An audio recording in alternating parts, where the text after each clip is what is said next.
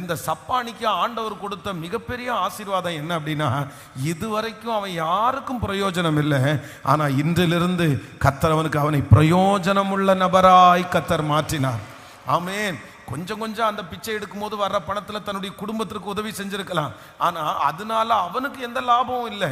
ஆனால் கர்த்தர் அதற்கு பிறகு அவனையே கர்த்தர் சரி பண்ணி அந்த மனுஷன் அவனுக்கு பிரயோஜனமாய் கர்த்தரை மாற்றினார்.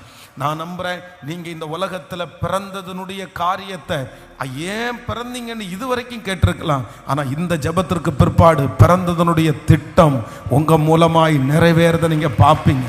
அந்த நோக்கம் நிறைவேறத நீங்க பார்ப்பீங்க. ஆண்டவர் உங்களை சந்தோஷப்படுத்துவார். கர்த்தர் உங்களை சந்தோஷப்படுத்துகிறதற்கு ஏதாவது ஒன்றை கர்த்தர் நிச்சயம் செய்வார்.